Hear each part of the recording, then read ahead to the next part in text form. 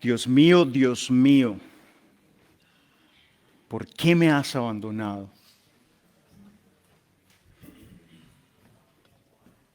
Fueron esas palabras que dijo Jesús al experimentar la separación con Dios, al experimentar esa ausencia de la presencia que tenía todos los días estar con Él. Ustedes se imaginan la angustia de pensar, todo esto que pasó, ¿dónde estás, Dios? Igual fue esa misma separación que vivió el ser humano en el jardín del Edén, Adán y Eva, que hemos venido hablando acerca de esto, donde cuando vemos en Génesis 3, que dice el Señor, después de que Dios expulsara del jardín del Edén, puso querubines y una espada ardiente que se movía por todos lados para custodiar el camino que lleva al árbol de la vida. Ustedes se pueden imaginar el estar caminando con Dios y de un momento a otro no puedes estar en su presencia. ¿Alguno de ustedes ha experimentado eso? De estar allí pidiendo, queriendo sentir su presencia y no experimentarla. No experimentarlo a Él. ¿A alguno le ha sucedido? Yo solo. Yo creo que todos alguna vez hemos experimentado esa ausencia de Dios. ¿Y cómo se siente esa ausencia? Como que no importa nada. Como que sin Él no somos nada. La angustia, el desespero, todo lo que pasamos en la vida aumenta su valor cuando no lo tenemos a Él.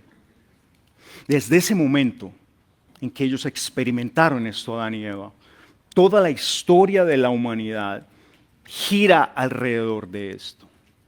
Gira alrededor de cómo volver a Dios, cómo regresar a estar en su presencia, cómo volver a experimentar la comunión con Dios cada día.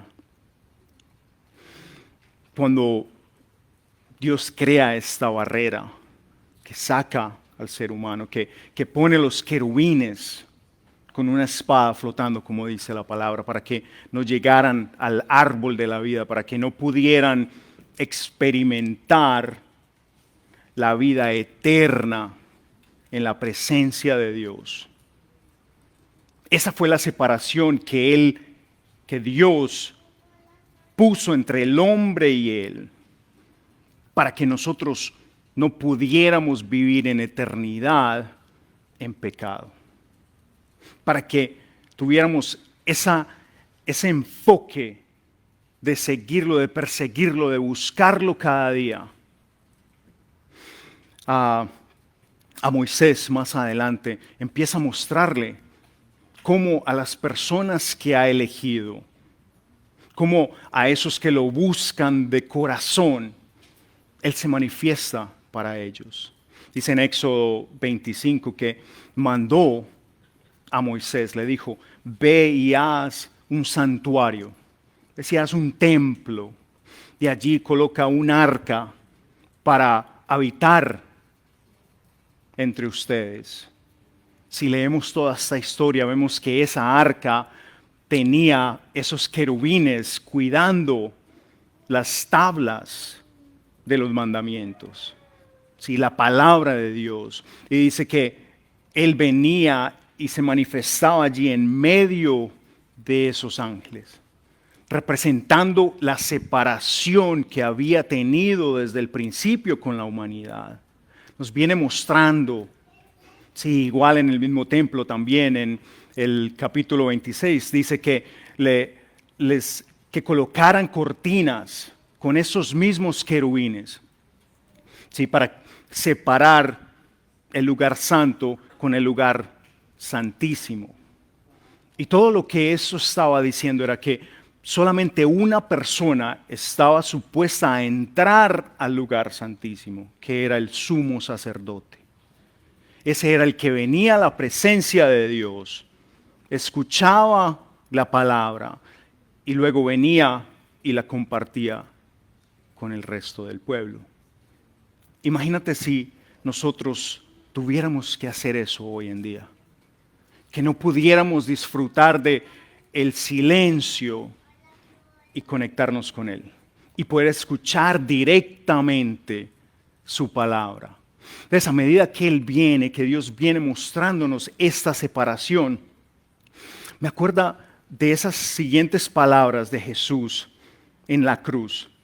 Unas palabras que expresan esa verdad que durante siglos nos han llevado a nosotros los creyentes a seguir los pasos de Jesús, a verdaderamente querer tener una vida como la llevó Jesús.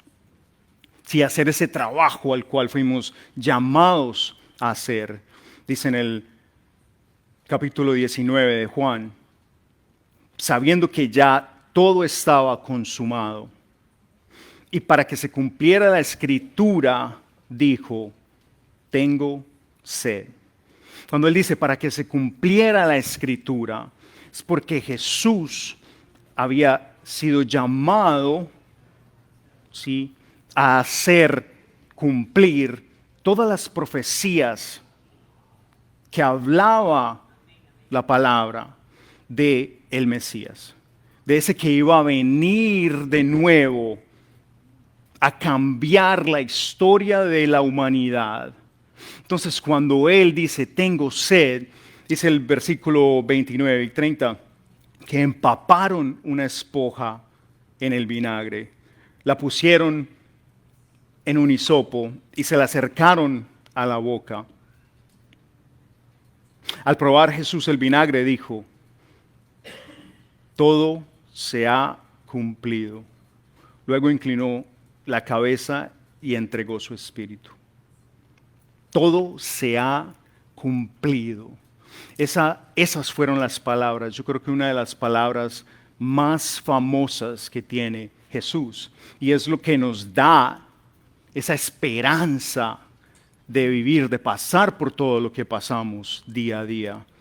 Tetelestai, dice.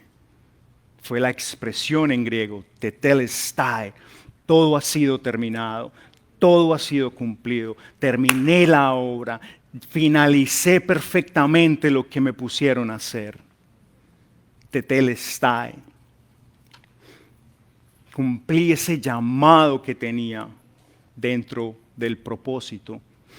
Y hemos venido hablando en esta serie, a propósito, hemos venido hablando de el propósito por el que nacimos, ¿sí? ¿Qué es lo que hacemos durante nuestro tiempo acá en la tierra y para dónde vamos después que morimos? Y cuando Él dice, tetelestai, todo ha sido consumado, Jesús dijo, terminé el llamado dentro del propósito de Dios. Y eso es lo que quiero que hablemos hoy, el día de Pascua, el día de resurrección, donde en la cruz Jesús terminó el llamado. ¿Y cuál es la diferencia entre propósito y llamado? Sabemos que el propósito es quién eres, es tu identidad. ¿Sí? El llamado es lo que tú haces. El llamado es la expresión práctica de tu propósito en una temporada, en un tiempo, en un lugar, pero es dentro de tu propósito que tú tienes un llamado. Los llamados son individuales, los llamados cambian, ¿sí? Los llamados tienen etapas. Cuando eras niño, jugabas como niño. Aunque hay algunos de nosotros, los hombres especialmente, que todavía llegamos a la edad de los 50 años y todavía somos niños. Por ahí se ríe uno y sabe que le estoy hablando a él. No, mentiras. Jesús fue el ejemplo perfecto de esa diferencia entre propósito y llamado. El propósito de Jesús era glorificar al Padre, dar vida eterna, ¿sí? De llamarnos a nosotros, de mostrarnos a cada uno de nosotros cómo vivir una vida en propósito y poder cumplir con los llamados que nos da dependiendo de las etapas de nuestras vidas. ¿Están conmigo?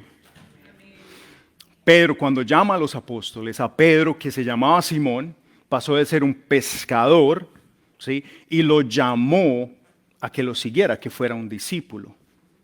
De allí pasó a ser un apóstol, pasó a ser un predicador, un evangelizador. A Pablo pasó de ser Saúl a ser Pablo. Lo llamó para que plantara iglesias, para que llevara la palabra a diferentes lugares, para que evangelizara. De a cada uno de nosotros, ¿cuántas veces nos ha llamado a cambiar entre temporada y temporada? ¿Alguno de ustedes? Cuando llegamos a conocer al Señor, nosotros entramos en un propósito. Empezamos una vida de discípulos. Empezamos a creerle a Dios, a vivir en esa verdad, a caminar en esa verdad. Y entre el medio de ese caminar, Él hace llamados. ¿Están conmigo? Cada uno de esos llamados, si no nos ponemos las pilas, podemos perder la idea de cuál es el llamado. ¿Sí? Tú puedes estar allí trabajando y tienes un propósito de seguir al Señor, de ser un discípulo, de llegar a la vida eterna, pero estás llamado a hablarle al que se sienta a tu lado en esa fábrica. A hablarle a la persona que vive en tu casa, que es tu familia, y contarle lo que Dios ha hecho en tu vida. Algunos pueden tener el llamado a irse a otro país a trabajar como misioneros. ¿Están conmigo? Ese llamado hace parte del mapa que Dios traza en la vida de cada uno de nosotros. Pero ¿qué es lo que pasa? Cuando Dios nos llama, ¿sí?, a que seamos sus discípulos, ¿sí?, Él nos muestra el propósito general, que lo hablamos la semana pasada. Y a medida que caminamos en ese propósito, Él empieza a abrir ventanas de los llamados que tiene. Cuando yo llego a los pies del Señor, les contaba la historia de el trabajo de la universidad, donde me dice en busca de una visión y me lo confirma en la iglesia ese domingo. Y empiezo a trabajar en lo que es formar una organización para ayudar niños en lugares vulnerables. Y de un momento a otro, Dios me llama a que deje una profesión, a que deje un trabajo, a que deje la seguridad económica, a que deje, cuánta cantidad de cosas puedes pensarte de lo que tienes allí. Y me dice, quiero que hagas parte de la obra de Dios. Igual que eso nos puede estar llamando a cada uno de nosotros. Tal vez no te esté llamando a que seas pastor o a que te vayas como misionero, pero de que te llama a ser parte de la obra, te llama a ser parte de la obra. Y si tú no estás pendiente, si no estás escuchando lo que Él está diciéndote, te lo puedes perder. Te lo puedes perder. Porque cuando Él dice, quiero que seas mi discípulo, si quiero que camines conmigo, que aprendas de quién soy yo, dice Jesús. Sígueme, que te voy a enseñar a pescar hombres. Te voy a enseñar cómo compartir las buenas noticias. Te voy a enseñar a mostrarle a otros qué fue lo que hice en tu vida, para que otros vengan y te conozcan. Entonces, cuando Él hace eso, está diciendo, ser discípulos no es solo parte del propósito, es el propósito. Cuando alguien te pregunte a ti, ¿qué es ser cristianos? ¿Qué le podemos decir? Es que creemos en Jesús, es que lo seguimos, es que vamos a la iglesia, es que jugamos fútbol los sábados. No, es ser discípulo, es ser discipulado, enseñado, aprender de Él, del estándar que puso Él para nuestras vidas. De tomar cada uno de esos pasos que Él tomó para que nos volviéramos a reconectar con Dios. El peligro es cuando confundimos el llamado con el propósito. Cuando hacemos del llamado un ídolo. Cuando lo que nos ponen a hacer es lo que manda nuestras vidas, pero no es Dios. Yo me acuerdo que durante ese proceso, saliendo de mi profesión como asesor financiero, y entro a trabajar en la fundación, a crear la fundación, empieza ese amor a lo que hago. Porque imagínate, ¿a quién no le gusta ayudar niños? Entonces empieza a crecer ese amor, empiezo a meterle todo el tiempo, todo el trabajo. Y crece esa identidad. Eso es lo que yo hago. Este es mi llamado. Y de un momento a otro, algo sucede. Y le quitan esa plataforma que tenemos ahí abajo de un problema, una enfermedad. Te tienes que mudar para otro lugar, para otro país. Y eso que estabas haciendo empieza a temblar. Y empiezas a mirar como que, pero Señor, si esto es lo que tú me llamaste a hacer, si esto es lo que yo hago, si esto es lo que yo amo, para eso nací. Y empiezas a ver ese llamado como un ídolo. Empiezas a enfocarte en que no puedes dejar ir lo que has venido haciendo. Y el Señor puede estar llamándote de una temporada a la otra para que te muevas en fe, para que cambies, así te toque dejar lo que un día te llamó a hacer, lo que te dio una identidad, lo que te dio ese gozo porque estabas participando en la obra de Dios. Y cuando tú empiezas a atarte a esto, allí es donde empieza el sufrimiento. Allí es donde perdemos la visión de cuál es el propósito y nos quedamos atados al llamado.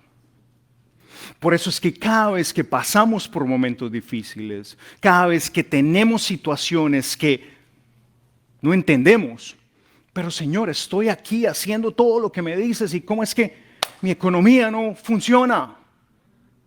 Y te quedas pegado de esa economía o te quedas pegado del lugar y te olvidas que el propósito de Él no está solo ceñido a ese llamado.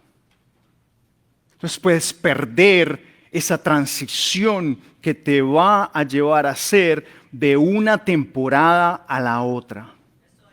¿Están conmigo? De una temporada a la otra, porque hoy tú puedes estar aquí y hoy te puedes estar diciendo, quiero que hagas esto en tu comunidad, en tu trabajo, en tu familia, en tu iglesia. Y el día de mañana te puede decir, completamente suelta eso, porque vamos a trabajar aquí. ¿Cuántos de ustedes pensaban que iban a estar en este país hace 10, 15, 20 años? ¿Cuántos de ustedes pensaron, no, es que yo me voy para Estados Unidos y allá voy a hacer... Pero en el momento en que se abrió la oportunidad, yo creo que todos dijimos, Oiga, ¿quién dijo miedo? Vamos. De una, empacamos las maleticas y vámonos para Estados Unidos, ¿cierto? Porque vimos que ese propósito que teníamos de salir adelante, de tener un mejor trabajo, de tener una mejor economía, se nos podía dar allí. Y arrancamos sin miedo. Pero cuando Dios nos llama a hacer las cosas para su obra, ¿cuántos de ustedes empacan la maletica y mismo y arrancan? Se dificulta, ¿cierto? Especialmente cuando lo que tienes que ir a hacer no te va a dar la economía que te daba el trabajo. Asimismo, cuando tú llegas y dices, Señor, quiero servirte, utilízame, usa mis dones, aquí estoy, todo para ti, en Cristo todo lo puedo que me... Y Él te dice, quiero que dejes ese trabajo y te pongas aquí, donde yo quiero que tú hagas esto. Uy, Señor, pero espere. Un momentico, tan rápido. No, yo sé, utilízame, pero al pasito. Porque es que tan rápido, eso no. ¿A cuántos de ustedes les ha sucedido eso? Y allí es donde se diferencia el propósito del llamado. En la obediencia y en el sacrificio. En la obediencia y en el sacrificio. Si lo que Dios te llama a hacer no tiene un sacrificio, no requiere de una obediencia, probablemente no es de Él. Probablemente es un estado de tranquilidad. Porque es que eso es lo que muchas veces perdemos en mente. Porque tenemos una identidad que está basada en esto que ya conocemos, en esto que ya sabemos. Y venimos diciéndole, Señor, ya estoy listo. Usa todos esos dones, usa todo ese tiempo que no tenemos. Utiliza mi vida. Pero entonces nos toca sacrificar. Nos toca obedecer. Nos toca someternos. Esperar. Esa palabra es una mala palabra en la iglesia. ¿A cuántos de ustedes les sucede? Yo era uno que le decía, Dios, dame paciencia, pero dámela ya. Porque nos cuesta esperar. Nos cuesta sentarnos allí cuando nos dice, espérate, siéntate aquí que te voy a enseñar. Señor, pero es que ya... Ok. A mí me ha pasado muchas veces, aún ahora como pastor, que hay veces llego y llegan esas ideas y todas esas cosas que queremos hacer, todas las personas que queremos alcanzar. Señor, el estado de la Florida, el condado de Volusia, me dice, empieza con los 10 que hay allí. Pero Señor, y es a menos de que nosotros sigamos esos pasos que vamos a poder ver qué es lo siguiente y lo siguiente. Jesús advirtió contra el hacer cosas impresionantes solo para ser visto, en elevar oraciones inmensas, en tratar de tener una plataforma inmensa para que... Porque Él lo único que quiere es que nosotros obedezcamos ese siguiente paso. Esa es la diferencia entre el propósito y un llamado, porque tú siempre vas a saber para dónde vas. Tú siempre vas a saber que el propósito es ser discípulos y tener una vida eterna con Dios. Amén. Ese es el propósito. Entonces, si nosotros tenemos ese propósito asegurado, si ya sabemos para dónde vamos, ¿por qué se nos dificulta el llamado? ¿Por qué se nos dificulta esperar? ¿Por qué se nos dificulta confiar, entregarle? ¿Por qué se nos dificulta? ¿Alguna vez han pensado eso? Cuando Jesús iba a ser arrestado, dice en Lucas 22, dice, Padre, si quieres, no me hagas beber este trago amargo. Dice, pero no se cumpla mi voluntad, sino la tuya. Jesús le pide, o sea, esas palabras son bastante profundas, porque Jesús le está pidiendo a Dios, Él ya sabe cuál era el propósito. Él sabe que Él tenía que morir para que nosotros fuéramos perdonados. Pero más sin embargo le dice, si hay una forma de que este llamado, ¿sí?, o para que se cumpla este llamado, lo pueda hacer de una forma diferente, sería muy bueno. ¿A alguno de ustedes le ha sucedido eso? Está pasando por un reto, por una enfermedad, y le decimos, Dios, que se haga tu voluntad, pero que tu voluntad sea así. A mí solo.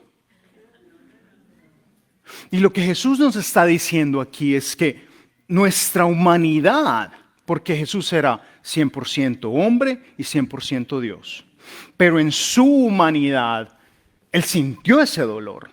Él decía, Señor, esto va a doler. Si hay alguna forma de que yo lo pueda hacer diferente, estoy cumpliendo, pero hágase tu voluntad y no la mía. Y sabemos que después de allí es que es arrestado. Porque él sabía que la cruz era el llamado que él tenía para que se cumpliera esa parte del propósito para el que vino a la tierra. Él no solo vino a cumplir una tarea, sino que cuando él dijo, consumado es, él estaba diciendo, el propósito de esto que estaba sucediendo ha terminado. Y lo terminamos bien. Pero esto sigue. Eso es lo que yo quiero que hoy miremos el día de resurrección. Porque el propósito lo da a conocer Jesús a cada uno de nosotros cuando recibimos su Espíritu Santo. En el momento en que tú reconoces el sacrificio en la cruz, cuando Él dice, todo ha sido consumado, agacha su cabeza, entrega su espíritu, era para que nosotros lo recibiéramos, para que nosotros entendiéramos exactamente qué significaba volver a tener una comunión con Dios en espíritu. La semana pasada les estuve contando un poco el testimonio, parte de mi testimonio, de cuando vine al Señor, cuando hice esta tarea, cuando me muestra ese llamado. Pero algo sucedió después. Y quiero contarlo hoy porque es exactamente lo que se siente con esas palabras de entregar su espíritu y morir. Cuando pasaron 2 semanas aproximadamente después de haber conocido ese llamado, estaba en mi casa, en mi escritorio, al lado de mi cuarto y estaba orando, estaba meditando. Era un viernes, me acuerdo, en la tarde. Y para mí el tiempo en silencio, la meditación, era ese tiempo con Él, de escucharlo a Él. Estaba allí con los ojos cerrados, sentado, cuando en un momento a otro siento como que si alguien hubiera entrado al cuarto. ¿Sí? A algunos de ustedes les sucede que sienten la presencia de alguien y como que cuando abro los ojos, la luz de ese cuarto se pone más brillante. Y en ese momento aparece la silueta de Jesús y me dice, ahora que sabes cuál es tu propósito, Un lugar en la casa de nuestro Padre te estará esperando. Y derrama su espíritu en mí. Y yo me quedé sentado allí. Por 5 minutos no me podía mover. Sentía la fuerza de 1000 hombres. Y mientras pasaba de los pies, de la cabeza a los pies, yo veía la vida de principio a fin. Mi vida para lo que era bueno, para lo que no. Y en el momento en que termina ese proceso, yo veo la muerte. Caigo de rodillas con la felicidad más grande que jamás haya sentido. Porque sabía que el día que moría era ese día en que me iba al lado del Padre porque había terminado con mi tarea acá en la tierra.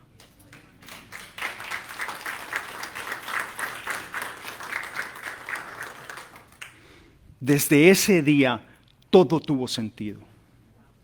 Es como si le hubieran hecho el switch de la luz y la hubieran prendido. Entonces cuando Jesús entrega su espíritu, dice Mateo 27:50, Jesús entregó su espíritu. Dice, en ese momento la cortina del templo se rasgó en dos. Lo que separaba a los israelitas de poder entrar a la presencia de Dios, lo que separó a la humanidad, Adán y Eva, esos querubines y esa espada que no les permitían volver a presenciar a Dios, volver a caminar con Él, fue exactamente lo que Él describía, lo que yo sentí. Y es en ese momento cuando tú recibes el Espíritu de Dios, cuando tú entiendes lo que acabas de presenciar, que nunca más vas a volver a caminar sin estar en la presencia de Dios. Y eso es lo que celebramos hoy. Esa es la Pascua. Eso es lo que Jesucristo vino a hacer. Porque cuando Él muere, ¿sí? Cuando el primogénito de Dios es sacrificado,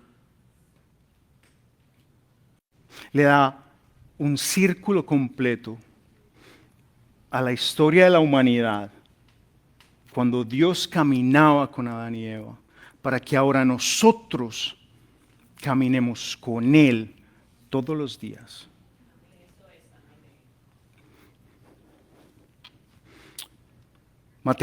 Marcos 16, 14 al 20. O sea, al tercer día Dios resucitó, ¿sí?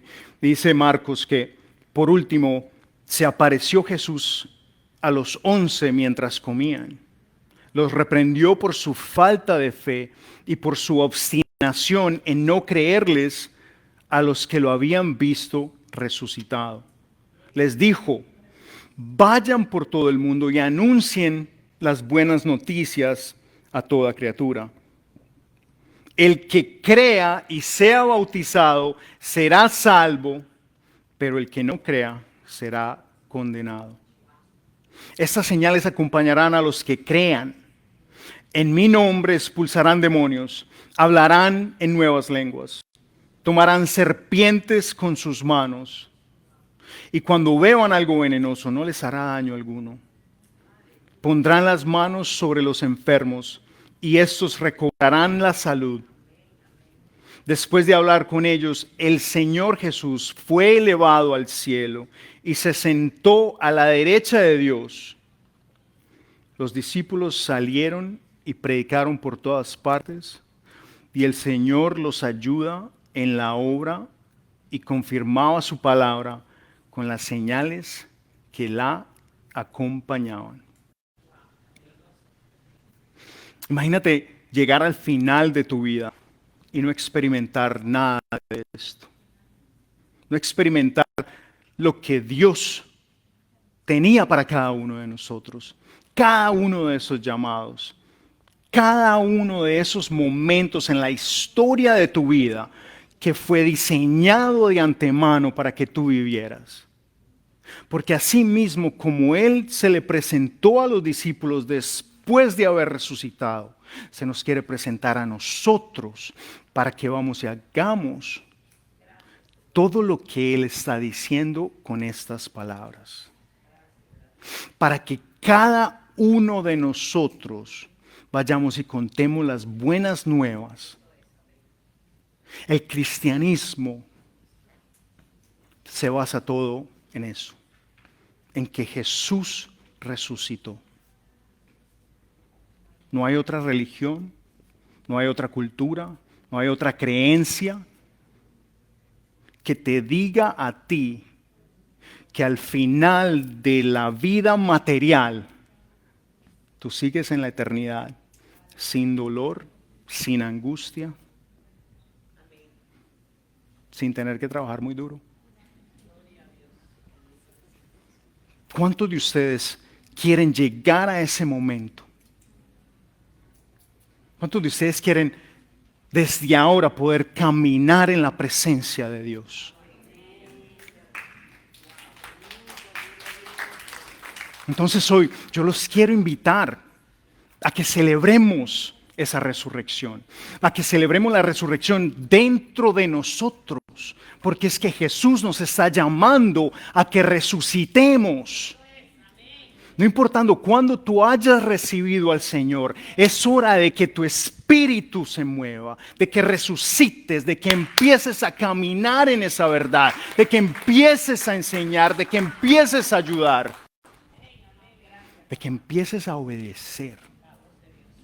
Yo no sé cuál es el llamado que tienen cada uno de ustedes, pero lo que sí sé es que tienen un llamado. Y mejor que todo, un propósito.